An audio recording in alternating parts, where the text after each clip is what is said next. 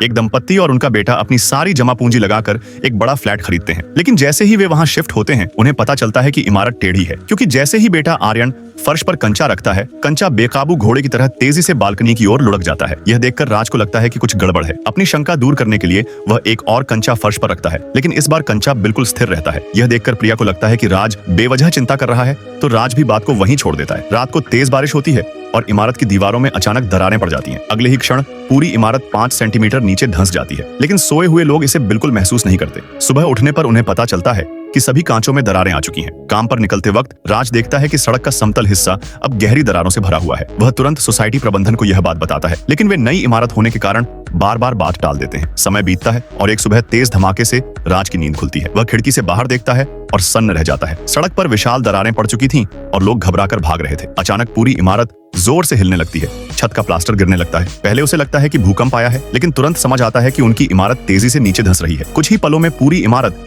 एक गहरे गड्ढे में गिर जाती है और बीच में फंसकर रुक जाती है। उधर प्रिया सब्जी बाजार से लौटती है और अपने नए घर को गायब होते देख उसकी दुनिया हिल जाती है। उसे घर की चिंता नहीं, बल्कि राज और आर्यन की फिक्र होती है। राज भी होश में आते ही अपने बेटे आर्यन को ढूंढता है, लेकिन जब वह उसके कमरे में जाता है तो कमरा बिल्कुल खाली मिलता है। तभी अचानक एक कार ऊपर से गिरती है और उनके ड्राइंग रूम में घुस जाती है। जब कार रुकती है तो राज देखता है कि उसमें उसका एक सहकर्मी बैठा है। वह तुरंत उसे बचाने की कोशिश करता है, लेकिन जोर लगाते ही दरवाजे का हैंडल टूटकर उसके हाथ में आ जाता है।